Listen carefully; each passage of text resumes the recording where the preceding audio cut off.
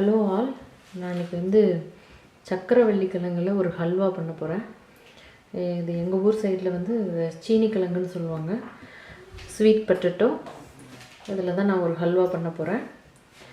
இதுக்கு தேவையான இன்க்ரீடியன்ட்ஸ் வந்து ஸ்வீட் பொட்டேட்டோ 3 எடுத்திருக்கேன், கொஞ்சம் ஏலக்காய் பவுடர், கொஞ்சம் ஜாகரி ஒரு 1/2 கப் எடுத்திருக்கேன். இது மைல்டாக உங்களுக்கு ஸ்வீட் வேணும்னா கொஞ்சம் கம்மி பண்ணிக்கலாம். அப்புறம் கீ, இது ரொம்ப ஈஸியாக சீக்கிரமாக பண்ணலாம்.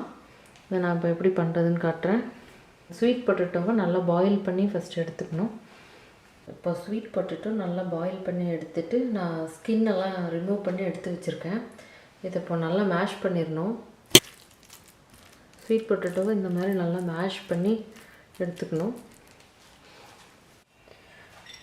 இப்போ பேன் நல்லா சூடாச்சு. இதில் வந்து நான் நெய் விடுறேன். நெய் கொஞ்சம் சூடானதும் ஸ்வீட் பொட்டேட்டோவை இதில் போடுறோம். இதை கொஞ்சம் நல்லா கிளறி விட்டுறணும்.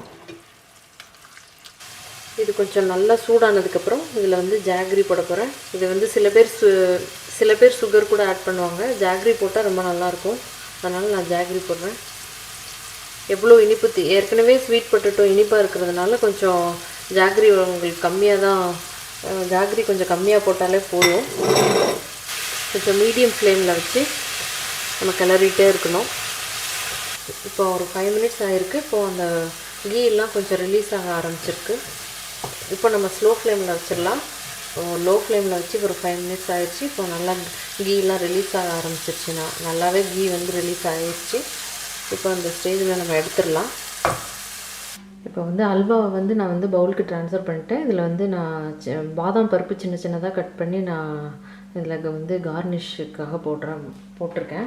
கேஷ்யூ கூட போட்டுக்கலாம். அதில் ஸ்வீட் பொட்டேட்டோவுக்கு நிறைய ஹெல்த் பெனிஃபிட்ஸ் இருக்குதுன்னு சொல்கிறாங்க. இது வந்து ரொம்ப டேஸ்டியான ஒரு ஹல்வா.